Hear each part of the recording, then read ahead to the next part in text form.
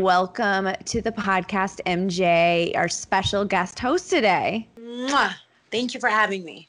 We're so happy. So, MJ, we recently had Kate Chastain from Below Deck do a guest co-host spot as well. And I texted her just before we started recording today. And I said, by the way, we're cheating on you with MJ today. And she was like, oh my God. She was like, I love MJ. Please, please tell her I love her. Oh, good. I know. She's so funny and so dry. And so she does her pickup shoots in LA. And one time I found out that she was going to be in LA for a pickup shoot for Below Deck, obviously. And I was like, can I pick you up at your hotel and take you to a Mexican restaurant? And she was like, yes. So I picked her up with baby Shams. He was so young that he could totally go through a restaurant without an issue. She was like, you're very calm and peaceful. And I was like, you're very dry. And it reminds me of my dad and I love it. Oh my God. That's sweet. I would love to hang out with you too, especially at a Mexican restaurant. God. Margaritas. Come on. So we're going to be talking about Real Housewives of Beverly Hills. There's just so much to unpack, but also Real Housewives of New York City, the part one of their Mexico trip, and Below Deck Med. But before we get into that, I need to ask you about a million questions about the Shahs of Sunset reunion. Oh, okay. Let's do it. Okay. Was that for you the hardest reunion? Yes, for sure. So the day after the reunion, I felt like I got hit by a truck. It lasted 2 weeks. Remember, so I had a couple of conversations with my friends. A week later, they were like, we already talked about this. And I was like, ooh, honey, child, it was the day after the reunion. I don't remember anything. And she was like, she totally understood. And I recently saw Kyle Richards post that she couldn't move for 2 days after her reunion. So it made me feel better because I was like, Kyle, it seemed like she has as much to deal with as I did for our reunion. So I was like, that is a common denominator, doing the reunion. And that's why my caption on yesterday's Instagram post was that I decided that reunions are harder than childbirth. Yes. Oh my God. I've only ever been in the audience for a live reunion. And I mean, that is draining. I tell people, I'm like, you wouldn't think so because you're just sitting all day, you're eating craft services, watching people. Right. But for whatever reason, it's like watching you guys for hours, dissect everything. That is draining. I can't imagine being the one who's actually going through the emotional turmoil of it all. I was watching some of it back. I haven't watched both parts. I was there. I'll watch it in about a month is what I think, or maybe in a week or two. But it looked like we all had either a delayed reaction, kind of like when you hear those people on via satellite and they're like, Bob, I can't hear you. I felt like some of our reactions were probably either shock or trying to be cooperative with. That's how I felt. I was like, well, I don't want to jump into things because you get sort of like, oh, we'll get back to that. And then you want to go with the flow of Andy, but then you also miss an opportunity. It's so hard. And it's so much harder than you could ever imagine. But I personally felt disappointed because from the beginning, I just saw mudslinging, things I thought we were going to start from a much calmer place. And then I totally got triggered and I totally reacted and I totally lost my cool. But before that, had you talked to me the day before, I would be like, oh, honey, I've got this. I'm going to be calm. I'm not going to lose my temper at all. So, yeah, that didn't happen. Is there anything that you feel like you didn't get to say? Because I mean, it does feel like so many times you guys are trying to make a point, but you have 4 other people who are making their point. Is there anything that they're still not getting or that you feel like the audience isn't getting about this season? Well, I think the audience does get it by now, but I didn't get a lot of the validation that I wanted from my cast. I didn't, I felt really disappointed in Golnessa and Destiny because I felt like they could have just been more honest and then just let's take a turn. Let's turn the page from what we've lived for the whole season and let's turn the page towards some just mother to mother with me and Golnessa would have been nice. And I think that my expectations from them are just not realistic. The nature of that ping pong match, but it's like a pinball in a pinball machine, like one person, the other one, then you get like sidetracked and you're like, wait a minute, I forgot my original thought, like I am now, because there's unexpected things that I thought we were going to be nice and like heal. And if I'm like, if you're talking to someone that doesn't want to have a genuine response, then you're in a bad position, because I want to just really hash it out. I feel like I'm going to have to be hard on Reza and make him, stop trying to influence people. Like when he said that he won't be friends with anyone who's friends with me while I wasn't really around, because for the first half of the season, I was at home with the baby. So one thing that I felt like I, as a fan, didn't get an answer to, and I'm hoping you can help, is in part one, a lot of people seem so angry with Nima. And I never understood, because on the show, we don't really see that anything has happened. So is it something off camera? Nope. There has been nothing. So I talk to Nima often, same with Shervin and Mike, and all of us know that Reza, he gets irritated by people and he kind of fixates on things like them making fun of his teeth, but like there's really never been a fallout. Nothing has happened. Nothing has been said. If I have any skeletons, bring them out, because I don't. But, they just rubbed each other the wrong way. And that's it.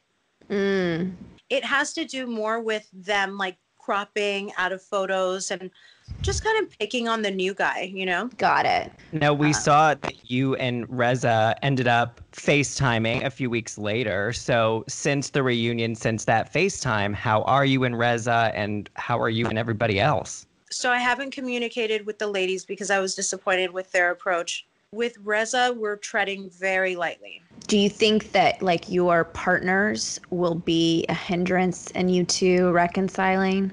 Well, so on Instagram, I see people saying like they can't believe the things that Adam said during reunion. And I know for one thing that I do remember is like if someone that I translated as trifling said something, I'd be like, I'm just not going to listen to anything that person is saying. Like I was like, oh, it's, Adam's turn to talk, rah, like just not taking a moment to like take it in.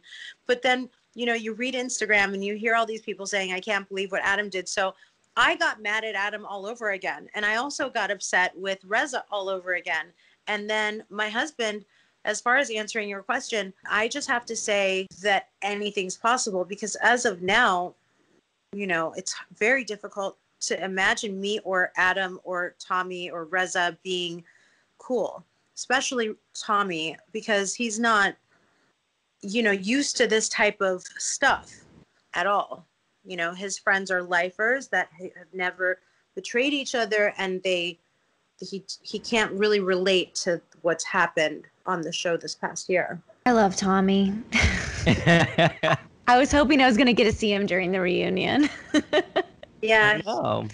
He was like, it's probably not good for my soul. It's probably just better to tap out. So, and I support him. I just had to be like, whatever my husband wants. Yeah. Heal and feel good about counting our blessings during, we have a baby. Let's just be positive. And I would have loved to have him there because he speaks really well. He speaks better on his own behalf than I do. That's for sure. Yeah. Well, at least we got to see your mom. The best part of the reunion. Obviously. She was so kind and like nurturing. And there are very few times that I feel so proud of her that she was off to the side. Andy heard her voice and he was like, oh my God, that's Vita. Can you step in? And my mom was like, Mercedes, you're yelling so much. And then when she came into the room to say that, he heard her and I was like, oh my God, we were almost going to wrap this day.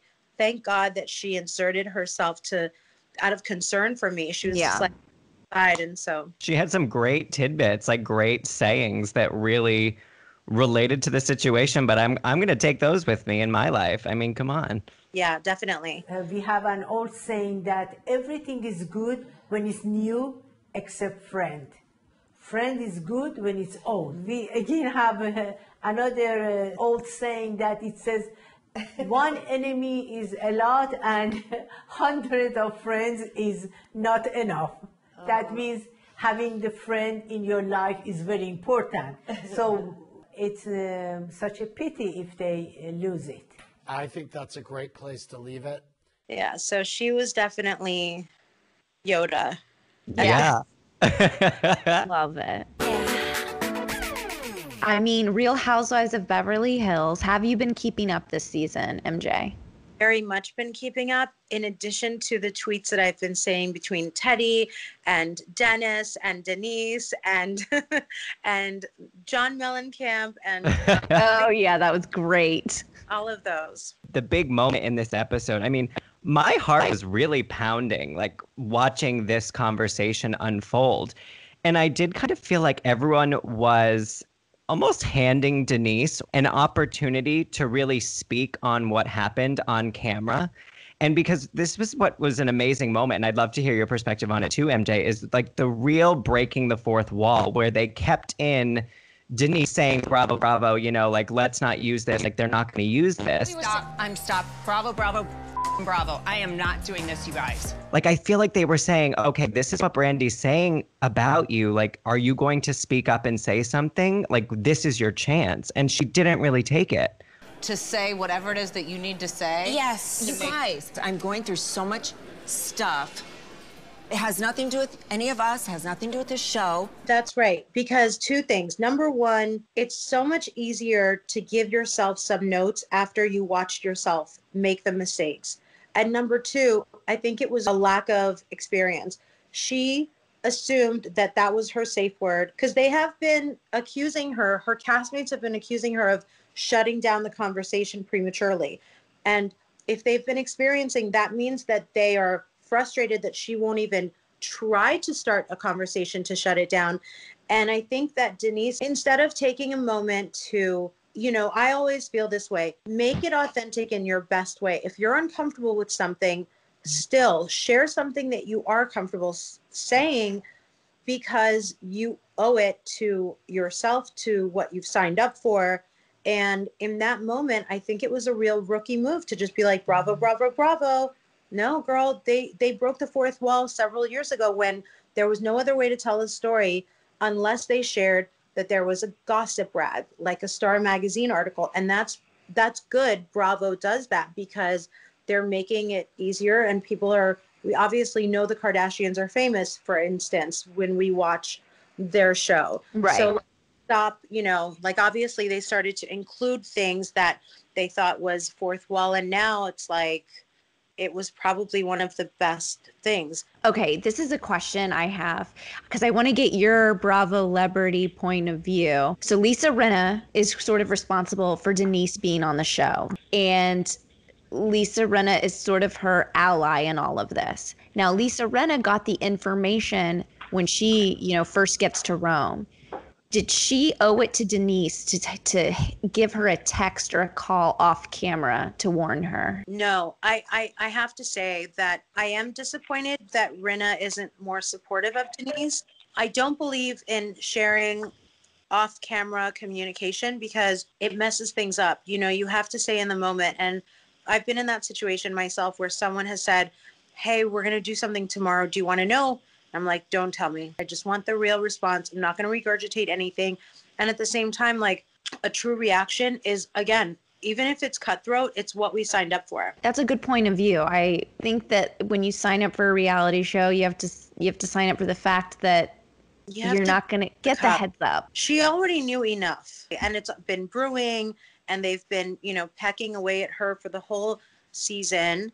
I think that Rinna's been tough on Denise this whole season, and I think that she felt she had a true friendship with all these women. The last scene of the reunion was Denise Richards telling Andy how grateful she is for the friendships that she's made just moments before they premiered the season. And I was like, oh, girl, we've already seen tabloids. You've eaten those words for sure. Yeah. Oh my God, for sure.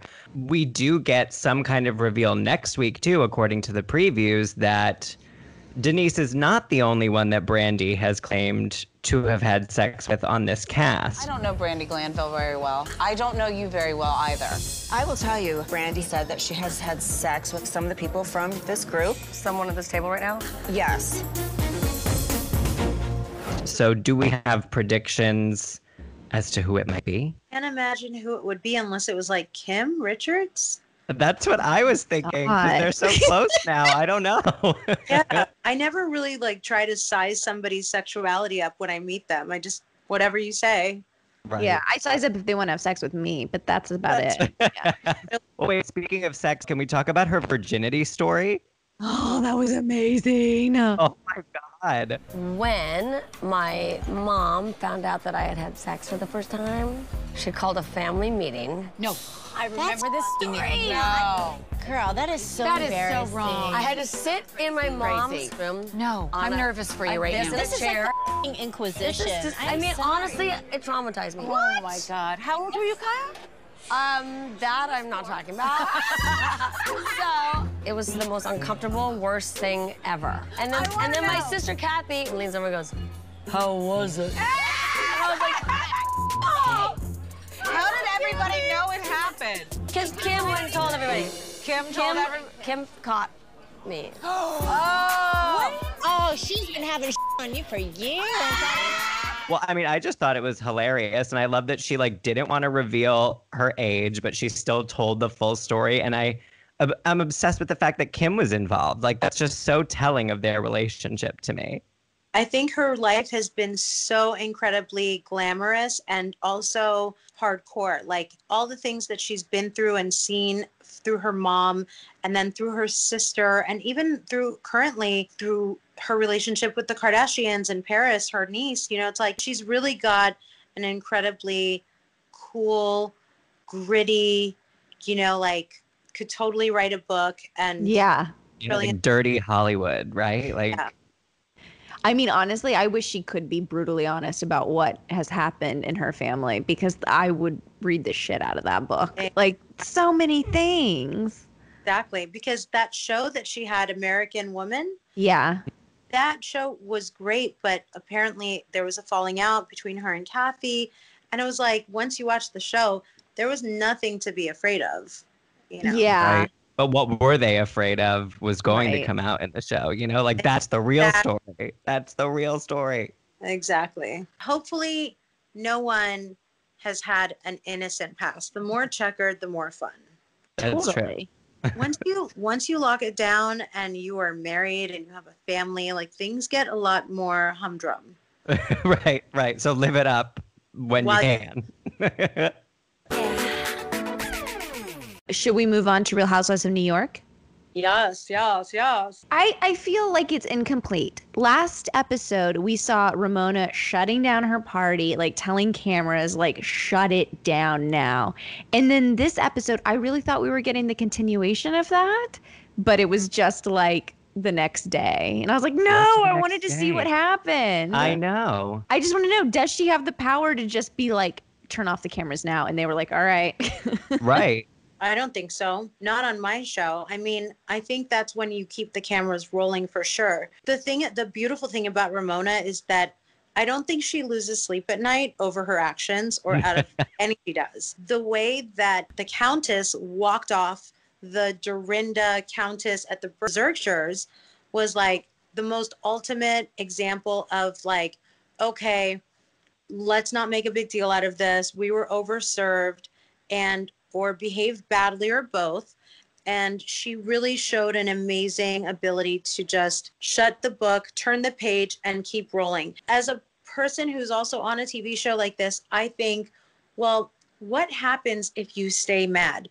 You're going to alienate yourself from the people that you just want to make yourself feel better with. Like you really want to lick your wounds together because staying mad makes everything bigger. Then, you know, what is she going to do? She's going to check into a hotel.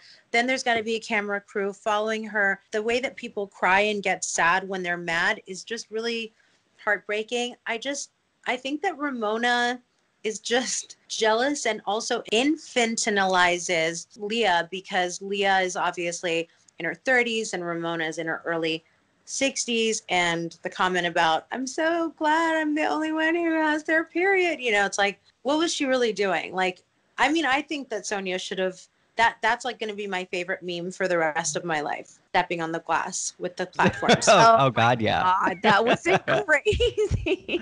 I want to know who paid for that. Like, nobody seemed to talk about like the damage that was done at that party. Like, there is just this thing about housewives who are seasoned, who are the oldest on the cast, having strong reactions to the new girls. Like we saw it with Vicky and OC and how she just had this strong hate for Bronwyn. Like, you're kissing girls. Mm-hmm. And Ramona's whole thing is like, you're showing your vagina. And it's just like, you guys were doing such crazy things your first seasons. Like, do you not remember that? When you're someone in Vicky's position, and clearly Bronwyn is hot body, super small, like petite girl, wears like very scantily clad, sexy outfits. And then she's got so many children and she still, you know, manages to have this pretty enviable lifestyle. Vicky starts to hug her Bible and make it about Christianity. Like you said, it's like, okay, you guys, we can flash back to a zillion inappropriate things. Yeah. And that's why people loved and celebrated Vicky and Tamra. So let's just like be nice to the new girls and save our own face, you know? Right. Well, there's also a double standard because Sonia is acting crazy this whole time and Ramona lets it go. So I think Leah's whole point is like, okay, sure, the new girl, I'm younger, maybe you're a little threatened by me joining this cast, but also don't be overly critical of my actions and then let Sonia get away with what you let her get away with, you know? Like, it's unfair. Sonia and Dorinda have been doing a lot of speech slurring. I'm like, okay, so Ramona doesn't drink too much. Sonia, yes. Dorinda, yes. Leah, but it's fine because it's the first time. And then who's left? Like, only Luann. one. But you're right. I mean, Ramona is definitely the pot calling the kettle black. Because we see in the next on, like, Ramona is accusing Dorinda of having a drinking problem and is like looking up the definition of alcoholism, which is just so slippery. I mean, I don't know. I have mixed feelings on it, but I think that for sure Ramona has been accused of being an alcoholic by these women. Like, remember when she used to be so obsessed with Pinot Grigio and like had to have it the second she walked into a door? So it's like, she knows how that feels. Well, but she doesn't get sloppy, but she also now, instead of Pinot Grigio, she orders like a 16-ounce glass of vodka with ice. And like, I'm like, oh my God, that's a lot of vodka. I think I'm thinking ahead and I'm like, she doesn't want to spill it. She's going to make that one drink last for, you know, her whole night. She's going to keep track of it because she's going to see how much of it is left. And even if Ramona is drinking a lot, she's not getting sloppy. Yeah. It is a super specific order too that she has. It's like vodka, but like club soda, but like 3 limes, but they it has to be in a special kind of glass. Yeah. Like it's very, very specific where you're like, oh God, like anyone who's worked in service like knows the Ramona type of customer, you know? Water glass. What about a Coke with rosé? Oh. Can I get a rosé with a Coca-Cola?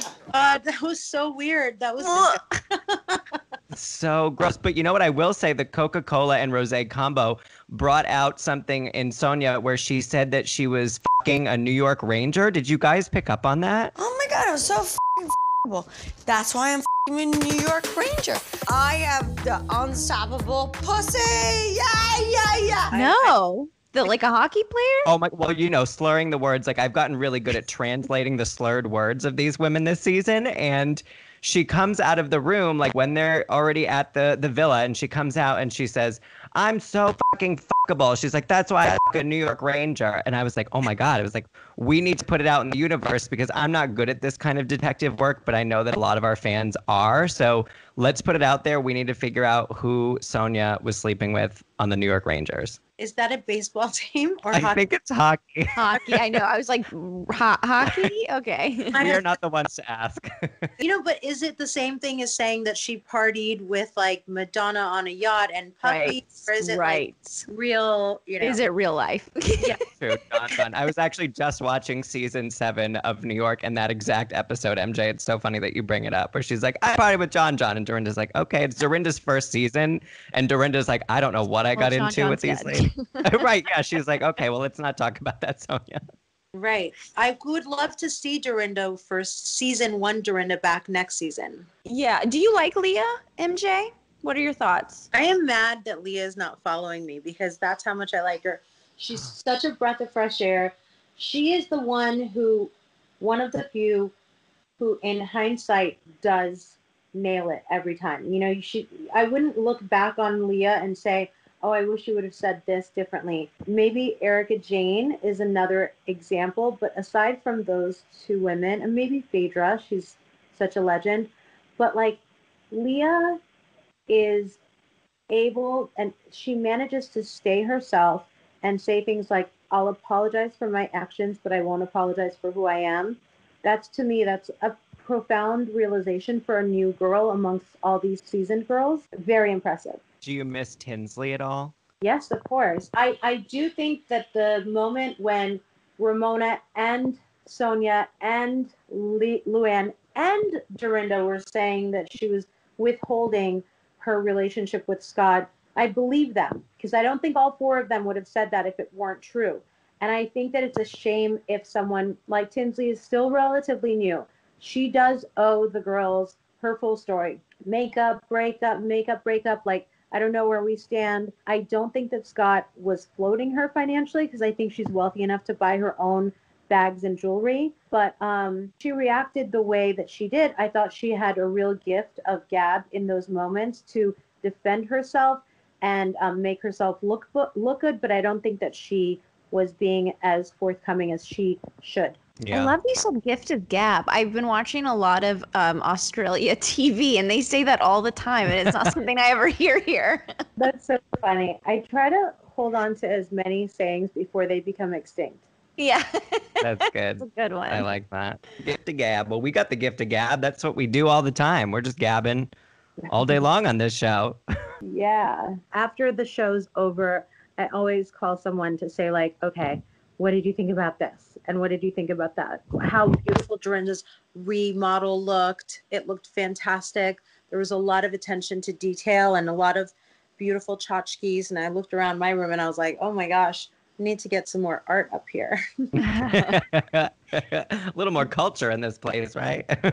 And then we can't shoot it because it's not cleared unless I know Picasso. Oh, right. Yeah. Right. That's true. Do you watch any reality TV outside of Bravo? No, I mean, in my life, yes. I've watched, so currently on Bravo, also Below Deck Med, and also looking forward to Potomac, always Kardashians, Kristen Cavallari's show, Very Cavallari. I watched MTV Hills, a little bit of 90 Day Fiance, but I'm a little far behind on that at this point because of the baby. Oh, well, I've been watching a lot of Married at First Sight. Is it like they get a small period of time to fall in love or? So no, they literally trust these experts to be like, you're going to marry this person. And so they first see them when they're walking down the aisle. And the only way they can get out of the relationship is to get a divorce. During quarantine, when Tommy and I would get in our little lovers' quarrels, I have been known to, over the past 4 months, to call my family law attorney. Like, so what are my rights? And he's like, first of all, honey, it's going to cost you $5,000 just to pick up the phone and call me and file. Like, okay, I did not read that. You're like, we'll work it out. We're good. We're good. I'm glad you brought that up because, Lala Kent from Vanderpump Rules, she deleted all the photos of Rand again. And I guess she's done this before. And then she came out with a post that was like, yeah, you guys, we're still together. I just get petty and I delete photos when we get in fights. Well, she said she archives them. So she doesn't quite delete them. She just hides them for a bit, Oh, you can archive them so you can put them back? I guess so. Yeah. I mean, I've never gone through to do that, but she still does have his name tattooed on her body, which was also part of her statement. So she can archive those photos, but she's got ink. It's hard. I think a lot of people have either separated for divorce or we're gonna all make it, because it is difficult. I'm being totally candid. It's really a lot of ups and downs. I think that when you're in a relationship under the same roof, that you're having completely different experiences during this pandemic, and you can have a lack of communication. I know that Tommy doesn't operate the same way that I do. So, he can be having a good or bad day, but still I can be in his crossfire. Like, I might get on his nerves, or I might say something that makes him snap. And then I'll be like, what did I do? I didn't say anything. Look at me. I'm over here busting my butt, trying to keep everything going. And of course he'll tit for tat. Like, oh, what are you saying, that I don't do everything? Like, of course you do things as well. Like, we're both doing our best. Yeah. And you're out of breath because you can't believe that you're fighting just because you passed each other in the kitchen. It's like, we're focusing on the baby, our fitness. The positive things about pandemic for us has been a really healthy routine with food and exercise. And like, we've cut all of the bad, most, if not all the bad food out. He used to eat really poorly. Now he's eating so clean. I stopped drinking white wine during pandemic, which is huge because of all the sugar. I like drink Bud Lights now. Ooh. I don't know why. I love Bud Light. And then Tommy, like, between the baby schedule and both of Tommy and me working out, I sit there and I'm like, why the F would we fight? Like, we're both busting our butts, doing our best every single day. And yet I feel like he wants to divorce me. Like, it's like, I can do no right. And so I just tell myself, I'm the woman to be strong. I'm the woman. I should be practical, pragmatic, be loving, be nurturing. Just let him calm down, and we're going to, circle back tonight, and everything will be cool. I'll say something loving, and then we'll get through it. That happens, and then fireworks again. And then the next day happens, right? It's the reset button. Totally. But we love Ran and Lala together. Yes. We do. I wish we saw more of Rand last season, honestly, because I really like him. Should we do Below Deck Med? Yeah, Below Deck Med. I feel bad for Kiko. That's my whole message this episode. Oh, I know. Poor Kiko. My goodness. Her words hurt me a lot today. I got my moment now to show everything I know, and I'll try my best. MJ's anti-Kiko. No. I love Kiko. I love his smile. I love his spirit. I love the fact that he said to Hannah, watch your back, sleep with your eyes open. I just think that he was way underprepared for the vegan charter guests. Yes.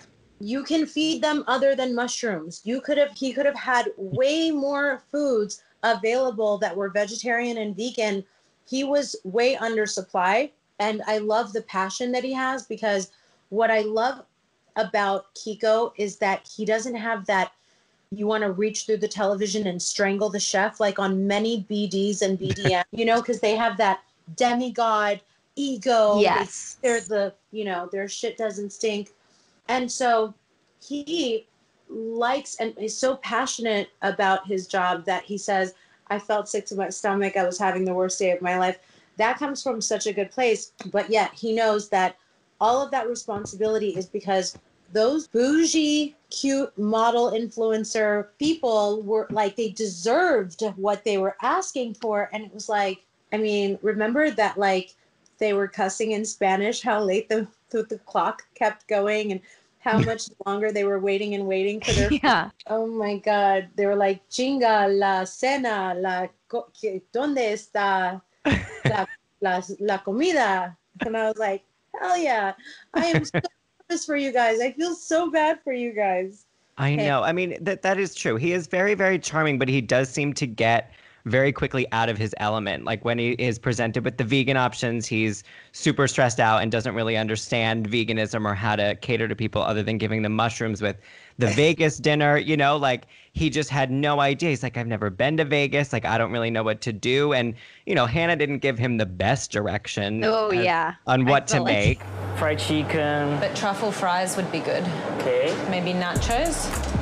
Okay. I saw on Google. Domino brownies, like you do brownies and make like... Dominoes out of them? Yeah. Yeah. This is what I ate in Vegas anyway. Just make it look good. Yeah. But also Vegas is a little tough of a theme. Like, I don't think, you know, I'm no chef, but I don't know if I would know what to do if somebody was like, I want a Vegas themed dinner. I don't know what I'd make for food. Well, I feel like the Shahs have gone to Vegas a bunch, and you guys always have like nice steaks. That's true. Hey, I'm very comfortable as a chef, who I'm not, to be serving a vegan menu because of Vegas. Like, I practically grew up there. It's a lot of courses. It's smaller portions. But remember, those guys were really hungry. And then he had undercooked fish. Oh. Like, there's so many beautiful vegetables he could have used. There's so many different kinds of salads and fruits and pastas and gnocchis. And, you know, just like there could have been a pesto, which is just blended basil. Yeah. You know, right. Oil and pine nuts. And I don't know. I agree with you. I think he got really nervous. And I do think that Hannah has been so on edge because of Bugsy that she has lacked the leadership that Sandy says that she lacks. I'm just really happy for her that she's pregnant now. Oh, so pregnant and cute. I feel terrible for Jessica for having the injury. She's very pretty and she has a really funny romance with the guy. Yeah. With Rob, I love their little romance. I feel like Jess is just one of those people who's too beautiful to be working. And like she knows that a little bit, you know? I will say too, like, yes, I think Bugsy definitely is an overachiever, but she knows that's what Captain Sandy loves. But I will say Malia is really, to me, such a standout this season, especially being super badass when she had the whole like mic off, mic off, and she like jumps into the water to rescue the charter guest. I was just like, oh my God, yes. Like, I want her to be the only bosun forever on Below Deck Med. I agree 100%. She's so professional. She doesn't falter. She's focused. She knows exactly how to conduct herself. I never disagreed with any move that she made. I thought it was brilliant out of the box to demote Pete. And I thought that it was just such a nice move. She was really on top of it in every way. Yeah, I agree. And I feel like she handled all of those tough conversations well. Like, not in a way where I feel like a lot of women have to make themselves lower to be like, don't be mad, but this is just the way it is. It's just like, no, like you're not cutting it at the end. Like, you're inappropriate. Bye. Yeah. In the beginning, I was asked about Peter, and I said like, oh, in the beginning when we first saw him flirting, I was like, just lean into it and then just, you know, flirt back. And then I saw some more and I was like, oh my God, I totally take my answer back. That was way too far, way too inappropriate, and also undermining her position of leadership. So obviously having 3 female women in the position of power is awesome. Agreed. I want to know more about Jess's spiritual therapist. Did you hear her reference that early in the episode? Yes. What do we think a spiritual therapist is? I think it's like life coach, because I know that I'm not in therapy with an MFCC, marriage, family, or psychiatrist, but I've learned the best lessons from a life coach who was a retired Olympic athlete. Oh. Yeah. So she had to obviously have ingrained in her a certain kind of discipline and consistency and vision and determination. And those things that she learned in order to get her to where she is was really important for me, because a therapist might need to talk to you about what happened with your mom when you were in like 4th grade, but then a life coach can kind of look at what's in front of you and help you clear out some of your crap just to get to your goals, like right immediately in front of you. And I like that better, because I just need to learn. For me personally, I have some good habits and I have some bad habits. So I want to maximize my good habits and learn how to break through my bad patterns so that I can just get through my days and my years best. So I think that a spiritual coach might hopefully, I mean, in my opinion, that's what a spiritual coach. Yeah. Listen, I mean, at this point, I think we all need a spiritual therapist to finish getting through this pandemic. Okay? Right. They're like, we'll put on pants to start with. Well, Eric, do you have any last thoughts, or MJ, do you, before we move on to Rose and Thorn? I just feel bad that this is a 4-day charter for everybody. That's a lot of time. Without a break. Yeah. I like it though. I want to see them suffer because that's what we to watch. We just want to see people at their breaking point. Yep. 6 weeks at sea. It's the hardest thing ever. But yeah, I know. That's why Below Deck is so awesome. Yeah. Oh, so good. Did you guys actually see too, this Kate Chastain tweeted out last week like a kind of behind the scenes production secret of the show? And, you know, essentially, you know, MJ, it's very different from like the filming you guys do. Like their cameras are rolling like 24/7 in all of their rooms and everything. So when they want to go to sleep, they actually have to wave at the camera in the corner of their cabin because there's a light that's permanently on. So they have to wave and they have to keep waving until someone sees that they're ready to go to sleep. And then they shut their light off. Like production shuts their light off for them. I would probably rip the camera out of the room. I would lose it because I think it's hard to film the way that we do for Shahs or Real Housewives.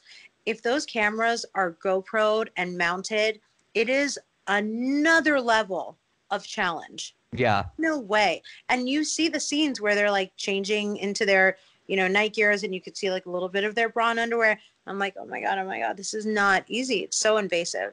Right. Yeah, usually we get a couple butts throughout the season. We haven't gotten any butts this season. I always scope out for that with the cute guys, you know? I was like thinking there should be a lot more physical, naked bosun guys.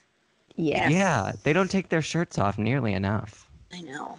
We need some more equality in in next season. We did get Jess in her bikini early on this season, which I would love more of that as well. Yes, that's true. Okay, should we do Rose and Thorn? Okay, let's do Rose and Thorn. Sounds great. Yes. MJ, what's your rose? My rose is my mom. And I was so pleasantly surprised and amazed by how nurturing and sweet and loving she was, not to me, but to all of us. Not just to me, but to all of us.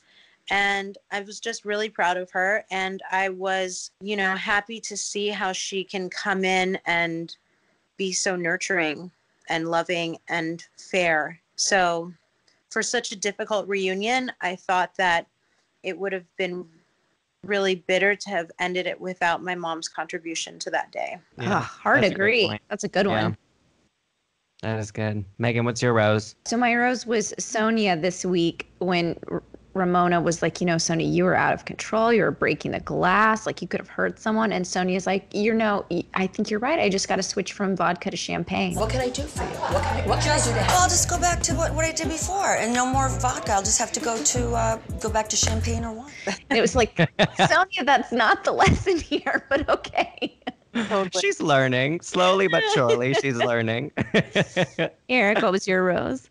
My rose is the co-primary charter guest, Crystal, because I just thought she was so beautiful and so fabulous, and she had this big personality. And I was like, you know what? She could be on reality TV. Like, let's let the cameras follow her home, because I just thought she was fantastic. But I love her. Yeah, she too is looking to be discovered the old-fashioned way. Right. Yeah. By going on a yacht. MJ, what was your thorn? So again, my thorn is going to be from the reunion. I had such a really good relationship with my castmates over the past decade. And it's always hard to be at odds with people that you care about.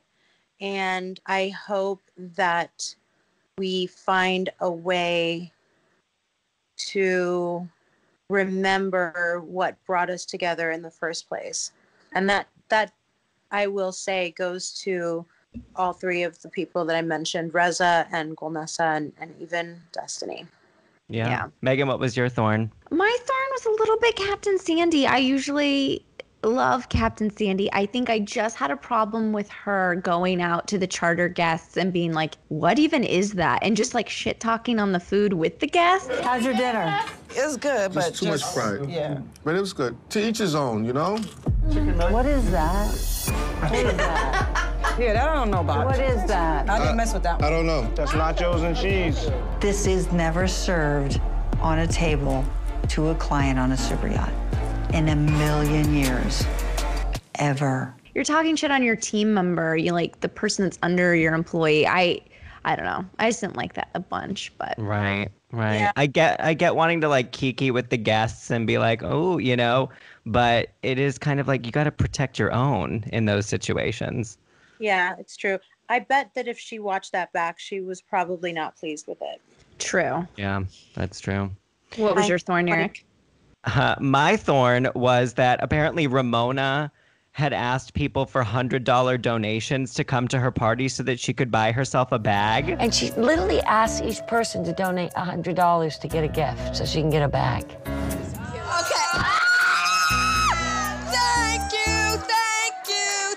Okay, so I didn't understand if that was a joke. That was real? I feel like it was real. I think she got the bag maybe some other way, but I wouldn't put anything past Ramona. Oh my God. I mean, think about how she set up the party. She made them go all the way out to Long Island to take pictures with the guy so that he could post it on social media. Like, she's not above asking people for money. And she didn't deny it when they said that that's why they were mad at her to get a free party. She just said, oh, well, that's ridiculous. She didn't say that's not true. Right. So. Right. Oh, God. I know what the theme of my next birthday will be. It's going to be Ramona, and it's going to be everyone just give me $100. Yeah, giving you money. I'll send my Venmo out. Like, you don't even have to come. Just send me $100. That's right. Hey, you don't even have to have the party. You just save even more money. Right. Exactly. Oh my God, this has been so fun. MJ, thank you so much for coming. Yes, thank you. This Thank was you guys for- great. This was one of the few opportunities that I had just to like hang out and talk about my favorite things. Oh, good. Please send all of our love to Tommy. I will. He's probably in the other room poisoning my dinner. And give Shams a kiss for us, too. He's I getting will. so big. I know. They grow fast. Can't wait to be asked again. And I will be watching tonight's episode, like all the new episodes this week. We're so excited. That is the one after I'm off the clock, off the mom clock. We get to just like dive in and take another like swim into like the awesome Bravo waters. It's a Bud Light and Bravo, right? That's what you do now. 10, 9, 8, 7, 6, 5, 4, 3, 2, 1.